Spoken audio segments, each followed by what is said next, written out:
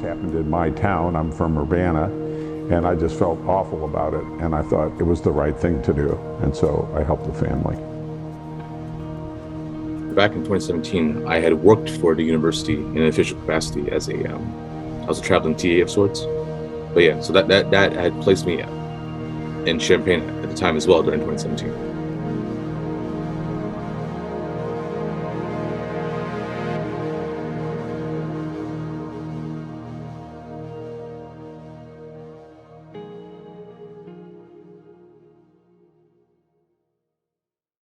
My official name is J. Stephen Beckett. The J is for John, and I'm an attorney. I'm what's called of counsel at Beckett Law Office. This is a firm that I started in 1988, but eventually I became a full-time faculty member at the University of Illinois Law School. My name is Yingying, and I am currently a visiting scholar at the University of Illinois at Urbana-Champaign. My initial outreach for support was, from some innate response of like, somebody's missing. I know what it feels like to be, not from around here, stuff like that. I don't know, that primal sense of understanding kicked into me. So I said, well, I'm here and out and about.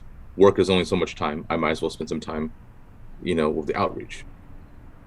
One thing that resonated, the fact is this individual had come to U of I all across from, across the globe. And just to be suddenly missing like that, I'm sure it was very, and as I saw first person, very distraughtful for her family, and all of her loved ones. So I figured, hey, at nothing else, I could pitch in a little bit, right? So that was my rationale.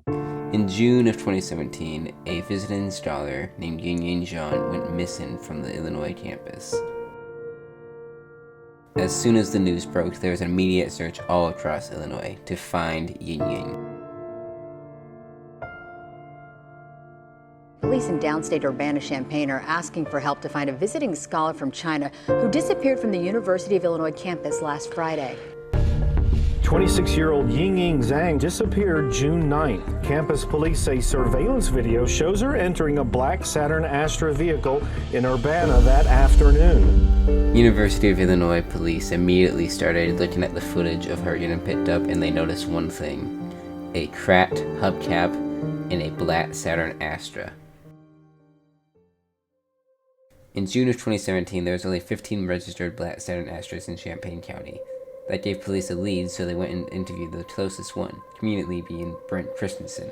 Like I said, you're home. My name is Anthony Manganaro, especially with the FBI. I'm assigned here at Champaign. We are investigating the disappearance of Ms. Yingying.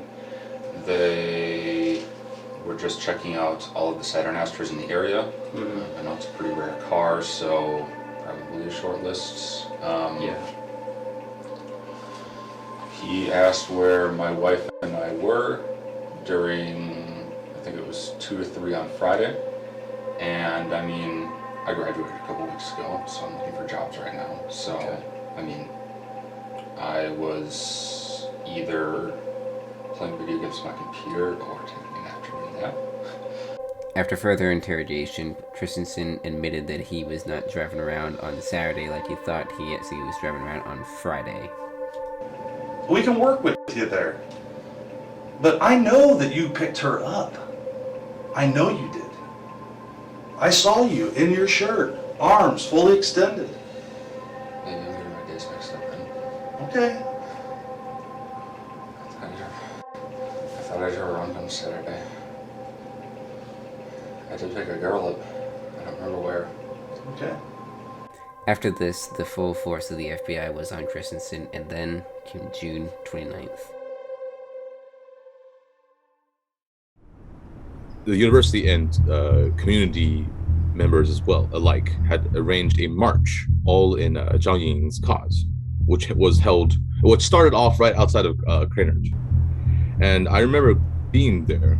I remember getting there pretty early in time, actually, for when the photographers and the news people had shown up. And I remember being in the front of the line, which I did march around the whole time with everybody.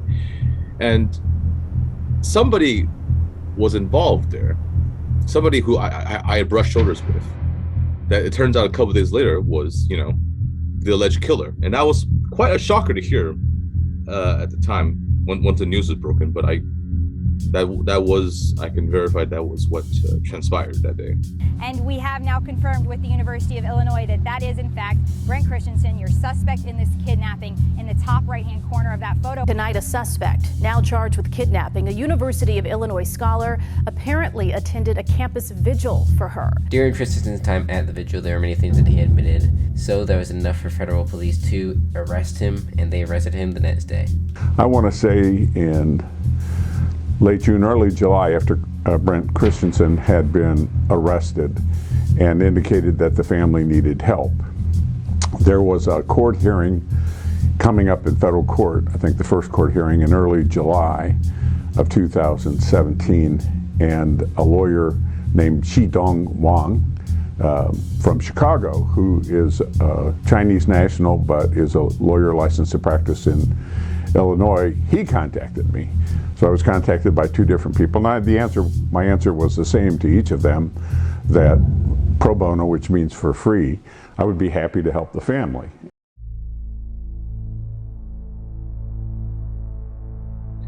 The action occurred. Like, that can't be taken back. I am glad to see that there was such a community outreach for her. You know, I think really it banded together so many different walks of life. Just all, you know, in those couple of weeks, I saw people just waltzing. So I saw people waltzing through insert, you know, town in the middle of nowhere, the cornfields. You know, 100 people just putting up flyers for Zhang Yingying's sake. You know, I think that was quite moving to see that people, you know, they didn't get anything out of it. You know, it's not like they benefited their lives, but it's just out of a simple, I guess, just a compelled to do good.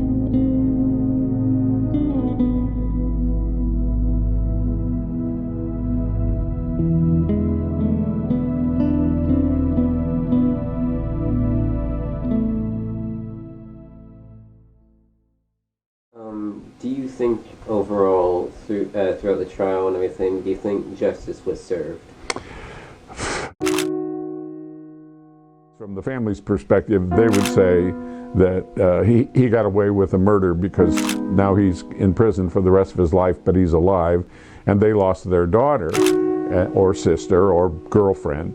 And worse than that, he did it in such a way that they could not even go through the normal grieving process we would have with a loved one by the appropriate treatment of her body with burial and rites. They weren't able to experience what we in the normal situation we get to do with the loss of a loved one. And so from the family's perspective, justice was not served. I guess my memories are mostly sad and reflective and introspective about what a horrible tragedy it was.